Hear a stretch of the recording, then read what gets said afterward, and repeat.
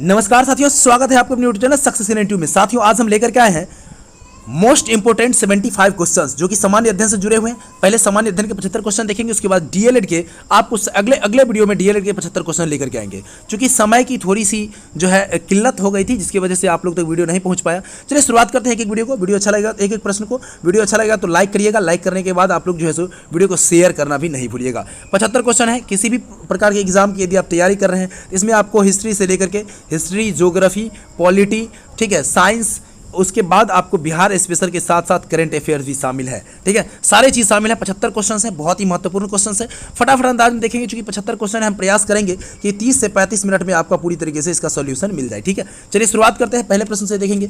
पहला प्रश्न है, निम्नलिखित में से कौन सा सुमेलित नहीं है? सुमेलित नहीं है ये पूछा जा रहा है। पहला क्वेश्चन है, देखिए पहला बात है कि यहाँ पर है ए पांडुरंग, यानी आत्माराम पांडुरंग। ये बिल्कुल प्रार्थना समाज जो है, प्रार्थना समाज से जुड़े हुए आत्माराम पांडुरंग थे, उसके संस्थापक थे आत्माराम पांडुरंग। दूसरा है देखिए दयानंद सरस्वती, ये भी आपको आर्य समाज से संबंधित है। बिल्कुल आर्य समाज के संस्थापक स्वामी दयानंद सरस्वती थे।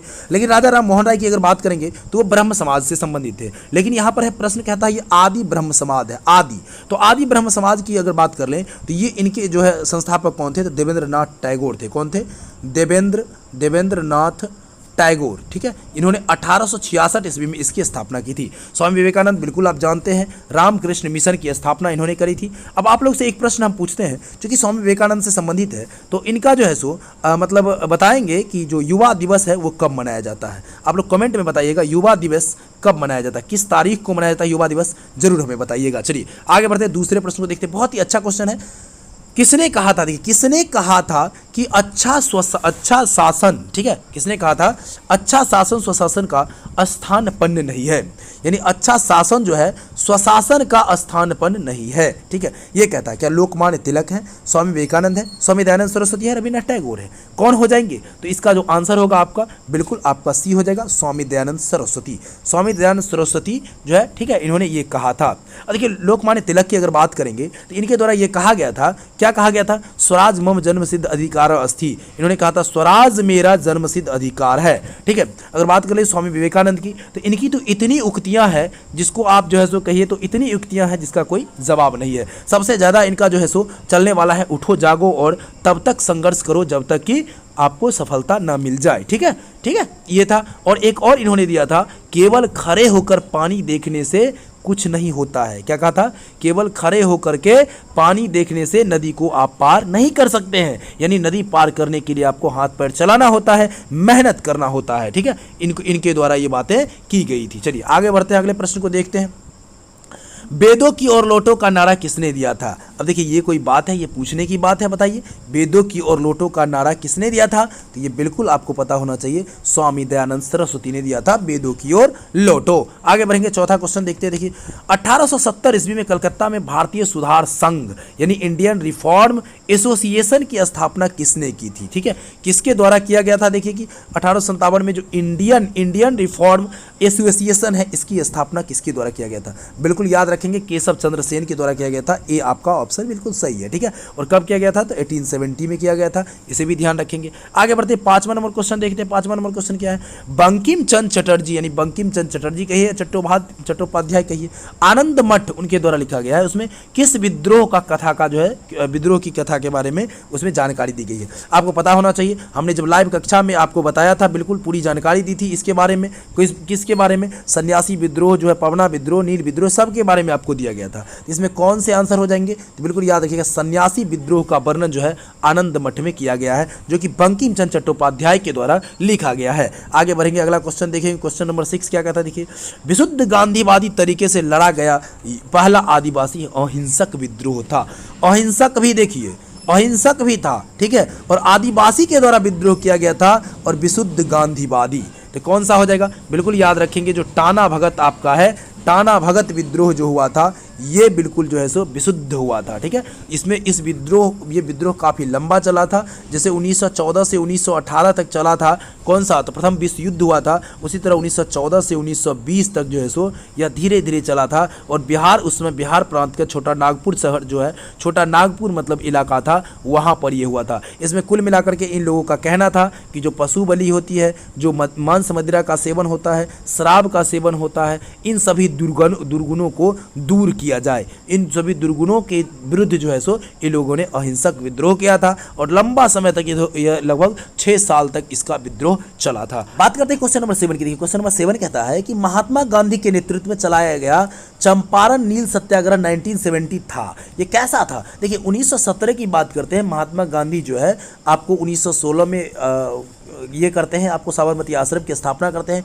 1917 में इनको जो है सो राजकुमार शुक्ल के द्वारा बुलाया जाता है बिहार में। बिहार के चंपारण में जो है ये 3 कठिया प्रणाली था, जो कि 20 कट्ठों की खेत में 3 कट्ठे नील की खेती करना अनिवार्य था। वो भी 3 कट्ठा वो खेत होता था जो उपजाऊ भूमि होता था, ठीक है। तो 3 कट्ठे की खेती करने के बाद वो खेत जो है पूरी तरीके से, नील का जड़ जो है काफ़ी लंबा होता है तो उत्सर हो जाता था। वो मतलब कहिए तो आप उसको उसमें जो है सो आपको सही से फसल फिर नहीं लग पाता था, ठीक है। इसी का जो है सो विरोध कर रहे थे किसान, और यहाँ पर जो है सो राजकुमार शुक्ल के आह्वान पर महात्मा गांधी आते हैं और इस तरह से वो सत्याग्रह करते हैं कि अंततः जो है इनको इस आंदोलन में बड़ी जीत मिलती है और यहीं से महात्मा गांधी का ख्याति जो है सो पूरे देश भर में फैलने लगता है। इसके बाद खेरा आंदोलन होता है, खेरा आंदोलन के बाद अहमदाबाद मिल मजदूर आंदोलन होता है।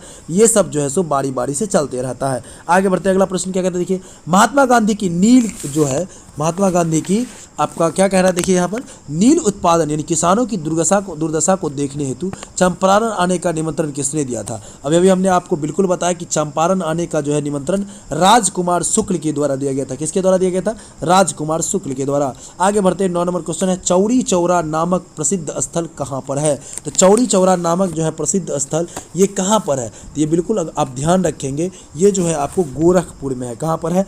गोरखपुर में है। कहाँ पर है? तो गोरखपुर में, याद रखेंगे चौरी चौरा की घंटा जो है घटना जो है ये 4 फरवरी, कहीं कहीं पर आप देखेंगे 4 फरवरी, कहीं कहीं पर 5 फरवरी। आपको ध्यान रखना है 4 फरवरी 1922 को हुई थी, जिसमें क्या हुआ था, जो ये आपको कुल मिलाकर के 22 कर्मियों को, पुलिस कर्मी के साथ साथ 3 जो है मतलब वहाँ के लोकल आदमी थे, ठीक है, 3 यानी कह सकते हैं तो आपको वहीं के लोग थे। तो 22 लोगों को जो है सो जिंदा जला दिया गया था आक्रोशित लोगों के द्वारा। तो उसी को नाम जो है सो चौरा चौरी कांड दिया गया था, ठीक है। तो ये आपको गोरखपुर में हुआ है, याद रखिएगा। अगला प्रश्न देखते हैं, 10 नंबर कहता है, किसने कहा मध्यरात्रि के टकोर पर जब संसार सोता है तो भारत अपने जीवन एवं स्वतंत्रता के लिए जाग उठता है। यानी मध्यरात्रि के जब समय होता है, जब पूरा संसार सोता है तो उस समय भारत अपने जीवन के स्वतंत्रता के लिए जाग उठता है। यह शब्द किसका है? यह शब्द जो है आपको जवाहरलाल नेहरू का है, पंडित जवाहरलाल नेहरू का है। आगे बढ़ते अगले प्रश्न को देखते हैं, who lives if India dies किसकी उक्ति है? Who lives if India dies, ये भी आपको जवाहरलाल नेहरू की ही कृति है, ठीक है, याद रखिएगा। आगे बढ़ते अगले प्रश्न को देखते हैं, क्वेश्चन नंबर 12 क्या कहता है, भारत में जब क्रिप्स मिशन आया था 1942 में, क्रिप्स मिशन लागू हुआ था 1942 में आया था, और 1946 में इसको जो है सो पूरी तरीके से कैबिनेट मिशन को 1946 में लागू किया गया था। ये कैबिनेट मिशन है, क्रिप्स मिशन है 1942, याद रखिएगा। इसमें 3 सदस्य थे क्रिप्स मिशन में, और तीनों सदस्य जो है सो पूरी तरीके से ब्रिटेन के थे। क्लेमेंट एटली जो वहाँ के प्रधानमंत्री थे, उनके द्वारा जो है सो इसको तैयार करके भेजा गया था, ठीक है। इसका आंसर क्या हो जाएगा? आपका आंसर हो जाएगा, बिल्कुल याद रखिएगा, सी आंसर हो जाएगा। उस समय वाइसराय जो है लॉर्ड लिनलिथ-गो था। कौन था? तो लॉर्ड लिनलिथ-गो था। आगे बढ़ते हैं, अगले प्रश्न को देखते हैं। अगला प्रश्न हमारा कहता है, गांधी जी भारतीय राष्ट्रीय कांग्रेस के अध्यक्ष कितनी बार बने? तो केवल 1 बार बने। वो भी कब बने? तो 1924 में, 1924 में, जब बेलगाम अधिवेशन हो रहा था, बेलगांव अधिवेशन, उसमें अध्यक्षता करने का इनको अवसर प्राप्त हुआ था। इनकलाब जिंदाबाद का नारा किसने दिया था? अब ये भी कोई पूछने की बात है, बताइए। इनकलाब जिंदाबाद की नारा जो है किसके द्वारा दिया गया था? तो इनकलाब जिंदाबाद की नारा जो है भगत सिंह के द्वारा दिया गया था। आंसर डी आपका हो जाएगा। यहीं पर आप देखेंगे सुभाष चंद्र बोस के द्वारा कौन कौन दिया गया था? खुदीराम बोस। महात्मा गांधी के द्वारा कौन दिया गया था? अगर बात कर लेंगे खुदीराम बोस के द्वारा, तो इन्होंने कहा था कि साम्राज्यवाद का नाश हो, यानी मुर्दाबाद कहा था, ठीक है। क्या कहा था? साम्राज्यवाद क्या है? मुर्दाबाद कहा था। क्या कहा था? मुर्दाबाद। साम्राज्यवाद मुर्दाबाद कहा था। सुभाष चंद्र बोस की बात करें तो ये कई नारा इन्होंने दिया था। जय हिंद का नारा दिया था इन्होंने ये भी कहा था कि तुम मुझे खून दो मैं तुम्हें आज़ादी दूंगा। तुम मुझे खून दो मैं तुम्हें आज़ादी दूंगा। महात्मा गांधी की अगर बात करेंगे, इन्होंने भी कई नारे दिए हैं, करो या मरो दिया था, भारत छोड़ो दिया था। यहाँ पर एक बात और ध्यान रखिएगा, इन्होंने और भी कई महत्वपूर्ण नारे दिए हैं, जिसमें इन्होंने कहा था कि जहाँ पर पवित्रता रहती है वहाँ पर निर्भयता रहता है। ठीक है, तो पवित्रता जरूरी है सर, पवित्र लोग जो होते हैं वो निर्भर होते हैं। एकदम देखिए, निम्नलिखित में से कौन भारत छोड़ो आंदोलन में शामिल नहीं था। अगर बात करेंगे भारत छोड़ो आंदोलन की, तो भारत छोड़ो आंदोलन में कौन शामिल नहीं था, तो भीमराव अंबेडकर शामिल नहीं थे, बाबा साहब भीमराव अंबेडकर शामिल नहीं थे। ठीक है, चलिए आगे बढ़ते हैं, अगले प्रश्न को देखते हैं। क्वेश्चन नंबर 16 क्या कहता है, देखिए कहता है भारत की आज़ादी के समय कांग्रेस के अध्यक्ष कौन थे।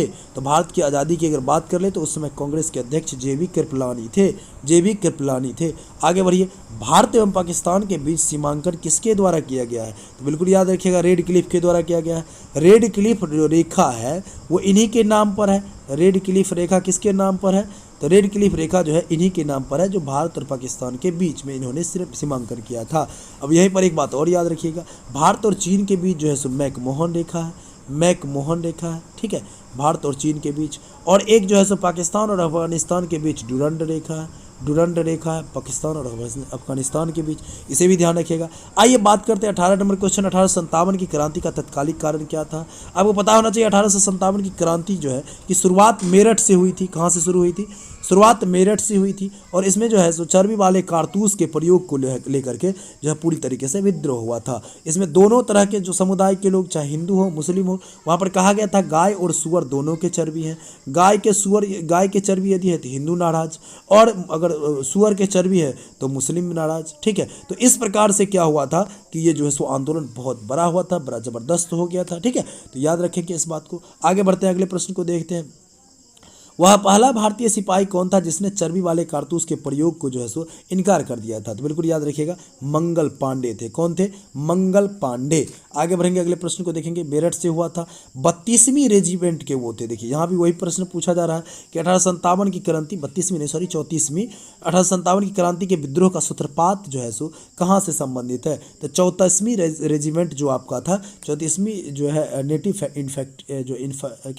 इन्फैक्ट्री है वहाँ से। ठीक है, वहाँ से संबंधित था ये, इसे याद रखिएगा। आगे बढ़ेंगे, अगले प्रश्न देखेंगे। सियाचिन ग्लेशियर क्षेत्र जो है, क्षेत्र के ऊपर में किन के मध्य झगड़ा है। सियाचिन ग्लेशियर के बीच भारत और पाकिस्तान के बीच झगड़ा है, और भारत और पाकिस्तान के बीच झगड़ा तो है ही। अब यहाँ एक बात और ध्यान रखना है, ये है कहाँ पर, तो जम्मू कश्मीर में है। तो जम्मू कश्मीर में जो भी चीज़ें हैं उस पर तो दोनों देश के बीच झगड़ा है ही, तो भारत और पाकिस्तान के बीच ये है। ठीक है, आगे बढ़ेंगे। सियाचिन ग्लेशियर भारत के किस राज्य में, लीजिए वही प्रश्न आ गया, कौन सा, तो जम्मू कश्मीर वाला। तो ये आपका आंसर हो गया। आगे बढ़ते हैं, अगले प्रश्न को देखते हैं। भारत मुख्य भूमि, यानी भारत जो है मुख्य भूमि का दक्षिण नोक है। जो दक्षिणतम नोक का मतलब है दक्षिणतम पॉइंट कहता है। ठीक है, यानी साउथी जो है साउथ पॉइंट कौन सा है, ये प्रश्न पूछने का तात्पर्य है। तो याद रखिएगा, जो कैप कैमोरीन है ये आपका दक्षिणतम बिंदु है। ठीक है, उत्तरतम बिंदु और दक्षिणतम बिंदु में आप एक याद रखिएगा, इंदिरा पॉइंट और इंदिरा कॉल याद रखिएगा। ठीक है, तो ये भी है, अलग अलग है, इसे भी ध्यान रखना है। पाकिस्तान की सीमाओं से सटे जो राज्य है भारत के, वो कौन कौन से राज्य हैं। तो ये देखिए, बिल्कुल एक ट्रिक्स के माध्यम से इसको जानेंगे आप। ट्रिक्स क्या है यहाँ पर देख लीजिएगा, तो पंगु राज्य याद रखिएगा। क्या याद रखिएगा, पंगु राज्य। पंगु पौ से हो गया आपका, पौ से क्या हो गया आपका, पंजाब हो गया, पौ पर अनुस्वार से पंजाब हो गया। गु से हो गया गुजरात हो गया आपका, गुजरात। और राज से हो गया राजस्थान हो गया। और जौ से हो गया जम्मू कश्मीर हो गया। ठीक है, इसे भी ध्यान रखिएगा। तो भारत और पाकिस्तान के बीच जो है, भारत और पाकिस्तान के बीच, हाँ, जो कितने राज्य, भारत के कितने राज्य जो है पाकिस्तान सटे हुए हैं, तो 4 राज्य हैं, जो पंजाब, गुजरात, राजस्थान और जम्मू कश्मीर है, यानी पंगु राज्य, इसे आप याद रखेंगे। आगे बढ़ते हैं, अगले प्रश्न को देखते हैं। अगला प्रश्न कहता है, निम्नलिखित में प्रातःकालीन जो सूर्य सबसे पहले किस राज्य में पड़ती है, किस जगह पर पड़ती है। तो प्रातःकालीन सूर्य की यदि बात करेंगे तो सबसे पहले आपको अरुणाचल प्रदेश में दिखता है। ठीक है, सबसे पहले सूर्य कहाँ दिखता है, अरुणाचल प्रदेश में। आइए बात करते हैं क्षेत्रफल के क्रम में क्रम में भारत के 3 बड़े राज्यों के नाम जानते हैं। भारत के 3 बड़े राज्य कौन कौन से हैं इसे देख लेना हम लोग को। तो 3 बड़े राज्य में बिल्कुल आप याद रखेंगे, सबसे पहला क्षेत्रफल में राजस्थान, दूसरा मध्य प्रदेश और तीसरा महाराष्ट्र आपका हो जाएगा। 3 राज्य हैं, राजस्थान, मध्य प्रदेश और महाराष्ट्र, याद रखिएगा। और आप लोग हमें कमेंट में बताइए कि जनसंख्या के दृष्टिकोण से 3 बड़े राज्यों का नाम बताइए। आइए बात करते हैं, कौन सा राज्य उत्तरी पूर्वी राज्य की 7 बहनों यानी 7 सिस्टर्स का भाग नहीं है। यहाँ पूछा जा रहा नहीं है, तो पहले ये तो जानना होगा ना 7 सिस्टर्स में कौन कौन से राज्य हैं। इसके लिए एक ट्रिक्स आपको बता देते हैं। ट्रिक्स ये है कि ट्रिक्स है आपको मित्र आओ मेमना लाओ, मित्र आओ मेमना लाओ, मेमना लाओ। तो लाओ जो है सो इसको आप अलग करके रखिए, कॉमन है क्योंकि सेटिंग करने के लिए है आपको। मित्र आओ मेमना लाओ, मी से हो गया आपको सर क्या हो गया, मी से आपका हो गया मिजोरम, मी से हो गया मिजोरम, त्रि से हो गया सर त्रिपुरा, त्रिपुरा हो गया मिजोरम त्रिपुरा। आओ, आ से हो गया सर अरुणाचल प्रदेश, अरुणाचल प्रदेश हो गया, ठीक है। आ से हो गया फिर आपका असम, आओ असम हो गया आपका, कोई दिक्कत, 2 2 4 हो गया। मेमना लाओ, मेमना यानी एक मौ से हो गया आपका मणिपुर, एक हो गया मणिपुर, एक मौ से हो गया मेघालय, मेघालय, और ना से हो गया सर नागालैंड, ना से क्या हो गया नागालैंड। तो इसे याद आप रख सकते हैं। तो 7 सिस्टर्स में ये 7 नाम आते हैं, जिसमें मित्र मतलब मी से हो गया मिजोरम, त्रस हो गया त्रिपुरा, आस हो गया सर ये आपका अरुणाचल प्रदेश, आओस फिर एक और है असम, मेमना हो गया, मेमना मौ से मणिपुर, मौ से मेघालय और नौ से नागालैंड। लाओ आपको इसे सेटिंग करने के लिए है, उसको छोड़ दीजिए। मित्र आओ मेमना लाओ 7 सिस्टर्स में। अब अभी अगर वर्तमान की बात करें तो 7 सिस्टर के साथ इसको कहिएगा 8 सिस्टर्स हो गया। एक जो है सो आपको और राज्य जुड़ गया है, वो राज्य कौन सा, सिक्किम है, ठीक है सिक्किम। यदि प्रश्न 8 सिस्टर्स में पूछे तो आप सिक्किम को भी जोड़ दीजिए, और 7 सिस्टर्स में पूछे तो 7 याद ही हो गया। तो इसमें कौन सा ऐसा राज्य है, यानी पश्चिम बंगाल आपको देखे होंगे उसमें नहीं आया है, यानी पश्चिम बंगाल आपका इसका भाग नहीं है। आइए आगे बढ़ते हैं, 8वां नंबर क्वेश्चन देखते हैं, सॉरी 28वां नंबर क्वेश्चन देखते हैं। 28वां नंबर क्वेश्चन कहता है कि निम्नलिखित में से कौन सा बागवानी से संबंधित है। बागवानी से संबंधित की अगर बात करेंगे हम लोग तो ये आपको ध्यान रखना होगा कि स्वर्ण क्रांति जो है ये आपका बागवानी से संबंधित है।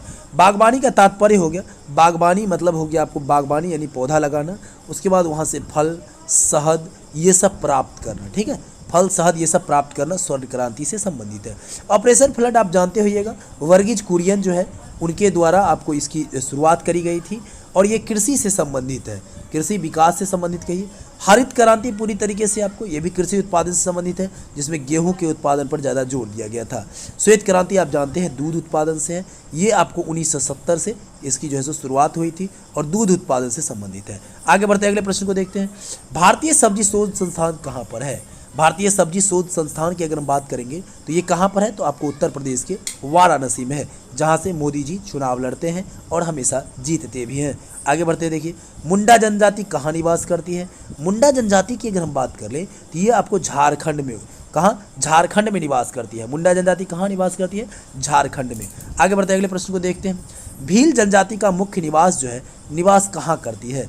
भील जनजाति जो है मुख्य रूप से आपको जो निवास करती है वो बिल्कुल राजस्थान में भी, गुजरात में भी, मध्य प्रदेश में भी, तीनों के सीमावर्ती क्षेत्रों में जो है निवास करती है, यानी उपयुक्त में से सभी आपका आंसर हो जाएगा। कुकी जाति के लोग कहाँ रहते हैं। अगर बात करेंगे कुकी जाति के लोगों की तो ये आपको मणिपुर में रहते हैं, याद रखिए कहाँ पर, मणिपुर में रहते हैं कुकी जाति के लोग। तो नंबर 33 देखते हैं। 33 नंबर क्वेश्चन कहता है गारो, खासी और जयंतिया जनजातियां किस राज्य में निवास करती है। अगर बात करें सर, गारो, खासी और जयंतिया जनजातियां ये तीनों न मिजोरम में, न मणिपुर, न असम, तीनों की अगर बात करें तो आपका ऑप्शन नवदीज हो जाएगा। तो आप कहिएगा तो आंसर होगा कौन सा, तो आंसर हो जाएगा आपका सर मेघालय। क्या हो जाएगा सर, मेघालय। मेघालय राज्य में जो है सो ये तीनों निवास करती है। आइए बढ़ते हैं, अगले क्वेश्चन नंबर 34 क्या कहता है, देखिए निम्न में से किस अधिनियम में ने यानी केंद्र में द्वैध शासन प्रणाली को स्थापित किया सर। तो भारत सरकार अधिनियम या भारत शासन अधिनियम 1935 जो है इसी के तहत जो है सो द्वैध शासन की व्यवस्थाएं की गई है। आगे बढ़ते देखिए, संघीय प्रणाली का पहला प्रयास जो है सो भारत सरकार किस अधिनियम के द्वारा किया था। तो पहला प्रयास है तो वहीं पर भारत सरकार अधिनियम 1935 ही आ जाएगा आपका। किस अधिनियम को जो है सो बिल्कुल देखिए अधिनियम 1935 जो है पूरी तरीके से फोकस किया गया है। क्वेश्चन नंबर 36 आपका कहता है, क्या कहता है, तो कहता है आपको कि किस अधिनियम की प्रमुख विशेषताएं जो है प्रांतीय स्वायत्तता थी, तो ये भी 1935 ही हो जाएगा, बिल्कुल याद रखिएगा। आगे बढ़ते अगले प्रश्न को देखते हैं। अगला प्रश्न कहता है देखिए, भारत में सचिव का पद जो है किसके द्वारा निर्मित किया गया था? सचिव का पद किसके द्वारा निर्मित किया गया था? तो ये हो जाएगा आपका भारत सरकार अधिनियम 1958। क्या हो जाएगा सर? भारत सरकार अधिनियम 1958 हो जाएगा, ये आपका बिल्कुल सही जवाब होगा। आगे बढ़ते हैं अगले प्रश्न को देखते हैं। अगला प्रश्न हमारा क्या कहता है? 38 नंबर क्वेश्चन देखिए, कहता है साधारण विधेयक से संबंधित गतिरोध को दूर करने के लिए संसद के दोनों सदन की बैठक कौन बुलाता है? सर दोनों सदन की जब भी बात होती है तो दोनों सदन की बैठक जो है राष्ट्रपति के द्वारा बुलाया जाता है। किसके द्वारा बुलाया जाता है? राष्ट्रपति के द्वारा बुलाया जाता है। ठीक है, चलिए आगे बढ़ते हैं, अगले प्रश्न को देखते हैं। अगला प्रश्न हमारा क्या कहता है? कहता है लोकसभा और राज्यसभा की संयुक्त बैठक कब होती है? तो सर लोकसभा और राज्यसभा की जो संयुक्त बैठकें हैं वो जब लोकसभा और राज्यसभा में मतभेद होती है उसी स्थिति में एक साथ संयुक्त बैठक बुलाई जा सकती है। और संयुक्त बैठक कौन बुलाएगा? राष्ट्रपति बुलाएगा, याद रखिएगा। क्या राष्ट्रपति उपराष्ट्रपति कभी संयुक्त अधिवेशन की अध्यक्षता करते हैं? तो कभी नहीं। राष्ट्रपति और उपराष्ट्रपति कभी भी संयुक्त अधिवेशन की अध्यक्षता बिल्कुल नहीं कर सकते हैं। आगे बढ़ के देखिए, संसद के दोनों सदनों की अगर हम बात कर लें तो दोनों सदनों के संयुक्त अधिवेशन की अध्यक्षता कौन करता है? तो सर दोनों संयुक्त जो है इसके लिए आपको लोकसभा अध्यक्ष जो है वो काफ़ी है। ठीक है, दोनों सदनों की संयुक्त अधिवेशन की अध्यक्षता करने का काम कौन करता है? लोकसभा अध्यक्ष करता है। आइए युद्ध की घोषणा या अशांति फैलाने के कारण जो है इस अवस्था की अगर बात कर लें तो इसमें क्या होता है? इसमें देखिए 3 प्रकार के आपको पता है कि आपातकाल की घोषणा की गई है, जिसमें पहला नंबर होता है राष्ट्रीय आपात, जो कि अनुच्छेद आपका राष्ट्रीय आपात होता है जो अनुच्छेद 352 से संबंधित है। 352 ऐसे 352। दूसरा होता है सर राष्ट्रपति शासन, ये आपको होता है 356 से। उसके बाद जो अगला होता है तीसरा होता है वो वित्तीय आपात होता है। इस स्थिति को 360 अनुच्छेद में दिखाया गया है। ठीक है, तो ये मान लीजिए राष्ट्रीय आपात जो है राष्ट्रपति, ये तीनों पर जो है सो राष्ट्रपति ही ध्यान देंगे, तभी जा करके किसी प्रकार का इस पर कोई कार्रवाई यानी आपातकाल लागू हो सकता है। ठीक है, तो ये जो है सो राष्ट्रपति के अधीन होता है, इसे ध्यान रखेंगे आप। आगे देखिए बढ़ेंगे, प्रश्न क्या कहता था? प्रश्न ये कहता था युद्ध की घोषणा शांति का फैसला करने के लिए कानूनी रूप से राष्ट्रपति सक्षम होता है। ये आपका बिल्कुल सही जवाब होगा। आगे बढ़ते 43 नंबर क्वेश्चन देखते हैं। एक ही व्यक्ति कितनी बार भारत का राष्ट्रपति एक ही व्यक्ति को कितनी बार राष्ट्रपति बनाया जा सकता है? तो देखिए ऐसी जो बातें हैं आपका जो कई बार बनाए जा सकते हैं, इसका कोई प्रावधान नहीं है। 1 बार 2 बार 3 बार कोई फिक्स नहीं है। जैसे आपको पता होगा अमेरिका में फिक्स है कि 2 बार से ज़्यादा कोई नहीं बन सकता। ठीक है, 2 बार के बाद ऑलरेडी संन्यास लेना पड़ता है।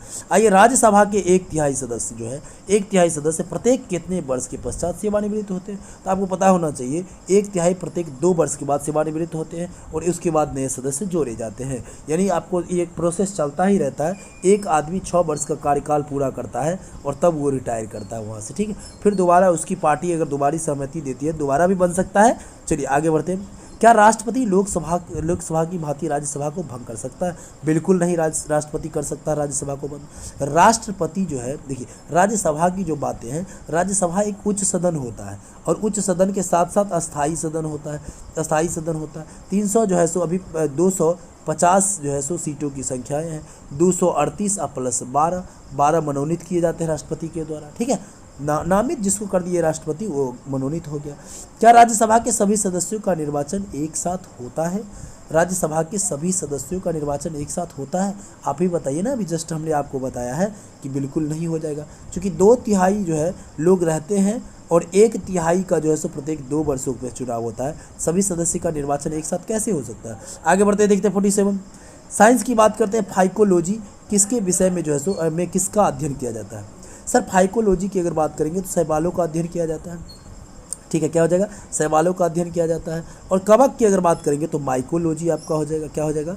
माइकोलॉजी हो जाएगा। अगर बात करेंगे परिस्थितिक तंत्र इकोलॉजी, ये सही है। और ये जो आपका विषाणु का अध्ययन जो है वो वायरोलॉजी होता है। क्या होता है? वायरोलॉजी होता है। ठीक है, इसे भी ध्यान रखेंगे आप। आगे बढ़िए अगले प्रश्न को देखते हैं।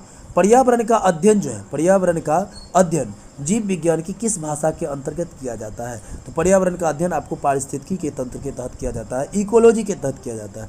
फूलों के संवर्धन के विज्ञान को क्या कहते हैं? सर फूलों के संवर्धन के विज्ञान की अगर हम बात कर लें तो वो आपको फ्लोरीकल्चर कहा जाता है। फ्लावर से बूझ रहे हैं, फ्लोरीकल्चर हो गया। अगर बात कर ले सर फिनोलॉजी को, तो फिनोलॉजी आपको जो है सो जैविक जो है ये क्या है, तो आपको जैविक जीवन चक्रों से संबंधित है, यानी जैविक जीवन चक्रों का अध्ययन कहिए, जैविक जीवन चक्रों का अध्ययन, ठीक है, चक्रों का अध्ययन होता है, ठीक है, इसे भी आप ध्यान रखेंगे। अगर बात कर ले सर एग्रोनॉमी की बात कर ले, ये कृषि विज्ञान की शाखा से संबंधित है। एग्रोनॉमी एग्रीकल्चर से संबंधित है, आप समझ पकड़ सकते हैं बात को, कृषि से संबंधित है। और बॉटनी तो आप समझते हैं वनस्पति विज्ञान से संबंधित है। सिल्वीकल्चर जो है, सिल्वीकल्चर वनस्पति विज्ञान की वह शाखा है जिसमें वर्णन होता है। तो सिल्वीकल्चर में जो है सो किस चीज़ का वर्णन होता है सर? तो सिल्वीकल्चर की अगर बात कर ले तो इसमें आपको वन के विकास का अध्ययन होता है। कहाँ किसका अध्ययन होता है? वन के विकास का अध्ययन होता है। आगे बढ़ते हैं, देखिए जिन पौधों पर बीज बनते हैं परंतु पुष्प नहीं लगते हैं क्या कहलाते हैं सर? बीज तो बनेंगे और पुष्प नहीं लगेंगे तो अनावृत बीजी, सर अनावृत बीजी कहते हैं उसको। क्या कहते हैं? अनावृत बीजी। और आवृत बीजी जो है उससे ठीक विपरीत हो जाता है, ठीक है। आगे बढ़ेंगे सर, अगले प्रश्न को देखने का काम करेंगे। जीवाणु की खोज किसने किया था सर? ल्यूवेनहोएक के द्वारा किया गया था जीवाणु की खोज, ठीक है, सीधा सीधा बात है, याद रखिएगा।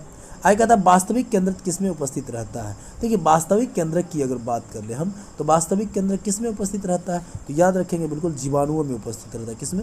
बैक्टीरिया जीवाणुओं में उपस्थित रहता है। लाइकेन याद रखिएगा, सहजीविता का उदाहरण होता है लाइकेन, ठीक है, याद रखिएगा इसे। देखिए अगला प्रश्न कहता है मूलांकुर से विकसित होने वाले जड़ें क्या कहलाती है? मूलांकुर यानी रेडिकल से विकसित होने वाले जो जड़ें हैं वो क्या कहलाती है? तो इसकी जो जड़ें हैं वो बिल्कुल आपको याद रखिएगा मूसला जड़ कहलाती है। क्या कहलाती है? मूसला जड़ कहलाती है। आगे बढ़ते अगले प्रश्न को देखते हैं। अगला प्रश्न कहता है गाजर है एक, सर गाजर जड़ होता है। क्या होता है? गाजर जड़ होता है। जड़ में आप मूली ले सकते हैं, जड़ में आप मटर ले सकते हैं, ये सब क्या होते हैं? जड़ में होते हैं, जड़, ठीक है। चाहे जकरा जड़ हो, जड़ दो तरह का होता है, मूसला जड़ और जकरा जड़, ठीक है, तो जड़ में हो जाते हैं।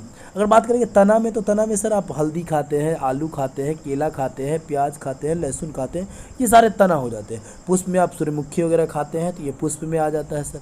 आगे बढ़ेंगे सर, जड़ के किस भाग में सर्वाधिक वृद्धि होता है सर? जड़ के अगर बात करें किस भाग में, तो मूल शीर्ष के ठीक पीछे। जिस प्रकार से शीर्ष ऊपर की ओर वृद्धि करता है उसी प्रकार से ठीक नीचे जो है सो जड़ भी वृद्धि करता है, ठीक है। तो मूल शीर्ष के ठीक पीछे का भाग जो होता है वो सबसे अधिक वृद्धि करता है। आइए निम्नलिखित में से वर्गीकरण का जनक किसे कहा जाता है? आप लोग को पता होना चाहिए, कैरोलस लिनियस को वर्गीकरण का जनक कहा जाता है, ठीक है। आगे बढ़ते अगला प्रश्न देखते हैं। स्टेमा नेचुरी जो है, क्या कहता है? नेचुरे, सिस्टेमा नेचुरे पुस्तक किसके द्वारा लिखी गई है? तो सिस्टेमा नेचुरे की बात अगर कर ले तो ये आपको लीनियस के द्वारा ही लिखी गई है। कौन लीनियस? तो कैरोलस लीनियस। वर्गीकरण का आधार क्या होता है सर? ये प्रजाति होती है सर, स्पेसीज होती है। वर्गीकरण का आधार की इकाई क्या है, मात्रक क्या है उसका? तो स्पेसीज है। आगे बढ़ेंगे, कौन सा पदार्थ प्रकृति में तीनों अवस्था में पाया जाता है सर? जल को छोड़कर कोई थोड़े पाया जाता है। जल को आप गर्म कर दे तो वाष्प बन करके उड़ जाता है, जल को आप ठंडा कर दे तो बर्फ बन जाता है, और जल ऑलरेडी अपने जो है सो क्या है, द्रव अवस्था में पाया जाता है। तो इसे याद रखिएगा, तीनों अवस्था में पाया जाता है। स्टेनलेस स्टील मिश्र धातु है, परंतु जो है सो क्या वायु एक क्या है, वायु एक क्या होगा? तो वायु एक मिश्रण होगा। वायु किसी मिश्रण है, चूंकि वायु में जो पदार्थों की मात्रा की उपस्थिति यानी तत्वों की मात्रा की उपस्थिति है वो आपको जो है सो क्या है, असीमित है, ठीक है, उसकी कोई लिमिटेशन नहीं है, ठीक है, इसे ध्यान रखिएगा। मिश्रण में क्या होता है कि जो उसका भार के विचार से एक अनुपात हम कहते हैं वो अनिश्चित होता है, ठीक है, इसे ध्यान रखिएगा। और वहीं पर अगर यौगिक की बात कर ले सर, योगी में क्या होता है, उसका एक निश्चित अनुपात होता है। तत्व तो तत्व है, अलग ही है, वह शुद्ध पदार्थ होता है जिसे किसी भी जो है सो सूरत में उसको एक रूप से दूसरे रूप में विभाजित नहीं किया जा सकता। लेकिन तत्व में भी आगे हो गया आपको इलेक्ट्रॉन और प्रोटॉन के रूप में चला गया है। इलेक्ट्रॉन प्रोटॉन न्यूट्रॉन हो गया। इलेक्ट्रॉन प्रोटॉन न्यूट्रॉन के खोजकर्ता भी आपको ध्यान रखना है। इलेक्ट्रॉन के खोजकर्ता होते हैं जे टॉमसन होते हैं, ठीक है, याद रखिएगा। प्रोटॉन के खोजकर्ता की अगर बात कर ले तो गोल्डस्टीन होते हैं। और न्यूट्रॉन की अगर बात कर दे सर तो चैडविक होते हैं। इसका एक ट्रिक भी हमने बताया था, कौन बताया था हमको? तो हमने बताया था द गोपचन। ऐसे देखिए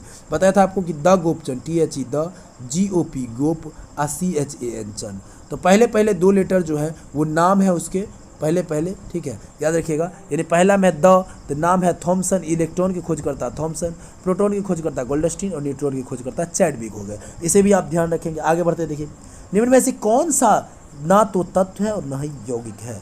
यहाँ देखिएगा क्लियर है बात। कि वायु की अगर बात करेंगे तो न तत्व है न यौगिक है, वायु है क्या, तो वायु तो मिश्रण है। वायु है क्या सर, तो वायु बिल्कुल याद रखेंगे मिश्रण है। लेकिन यहाँ पर जल की अगर बात कर ले तो जल सर यौगिक होता है। पारा की बात कर ले, पारा ऐसा धातु है जो आपको साधारण ताप पर द्रव अवस्था में पाया जाता है, आपको थर्मामीटर में इसका इस्तेमाल किया जाता है। ठीक है, याद रखिएगा इसका अयस्क होता है C12H होता है।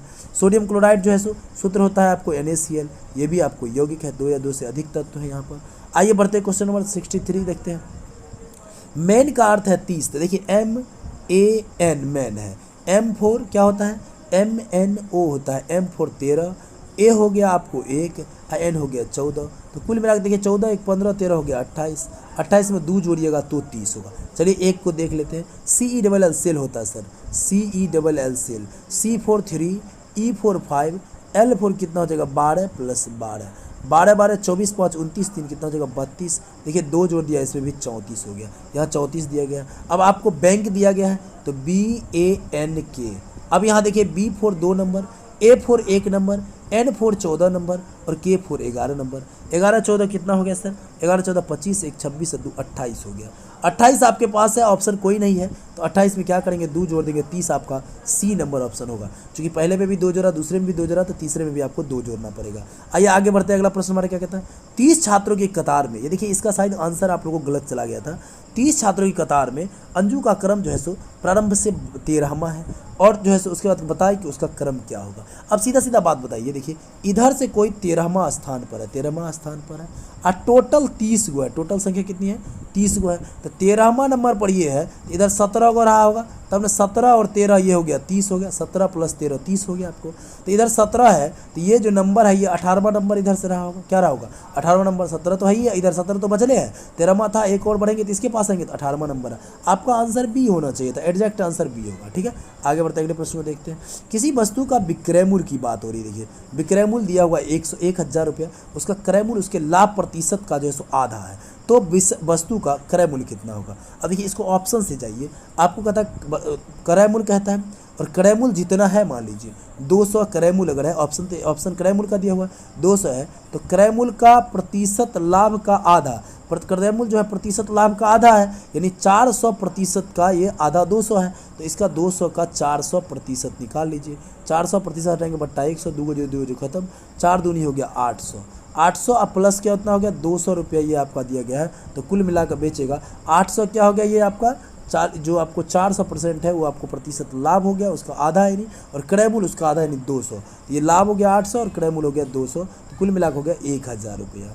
इस प्रकार से आप किसी भी ऑप्शन को अगर देखेंगे 250 है मान लीजिए, और 250 का क्या करेंगे, आपको देखिए 250 को दुगुना कीजिए, क्रय मूल्य जो है वो प्रतिशत लाभ का आधा, प्रतिशत लाभ का आधा है, यानी इसका दुगुना रहा होगा क्रय मूल्य, यानी 500 ये प्रतिशत लाभ, तो 500 कर दीजिए, और 25 5 करेंगे तो 125 हो जाएगा, यानी लगभग 12,500 पर चला जाएगा। हमें चाहिए 10,000 मात्र, ये नहीं होगा। अब इससे बढ़िएगा तो ऑलरेडी नहीं होगा, आप करके देख लीजिएगा, आपको आंसर क्या हो जाएगा, ये आपका 200 वाला आंसर हो जाएगा। आइए आगे बढ़ते हैं। 66 नंबर क्वेश्चन क्या कहते हैं, देखिए इतना मीटर की आकार वाले संदूक में इतना मीटर वाले आकार वाले कितने डिब्बे रखे जा सकते हैं। सारे का यूनिट सेम होना चाहिए। देखिए इसका अगर दिया हुआ मीटर में तो ये भी मीटर में होना चाहिए, बात खत्म है। तो 7 मीटर है तो 7 × 4 × 12 मीटर ये संदूक का आयतन हो गया। नीचे 2 × 70 × 60 हो गया। तो आप देखेंगे क्या, तो 2 जो है सो आपका क्या है, ये मीटर में 70 सेंटीमीटर है, 70 को कर लीजिए, क्या 100 कर दीजिए, उसको ऊपर कर दीजिए। यहाँ 70 नीचे में है तो ये भाग होगा बट्टा में 100 उलट के 100 ऊपर चला जाएगा। फिर 100 कर लीजिए, चूँकि 60 भी क्या है ये सेंटीमीटर में, तो इसको मीटर बदल के 20 आपका ये खत्म हो गया यहाँ पर। अब देखिए 6 दूनी 12 हो गया, 12 खत्म हो गया, 7 से 7 खत्म हो गया, 4 × 100 यानी 400 हो गया। आपका आंसर क्या हो जाएगा सर, 400 हो जाएगा, बी ऑप्शन हो जाएंगे।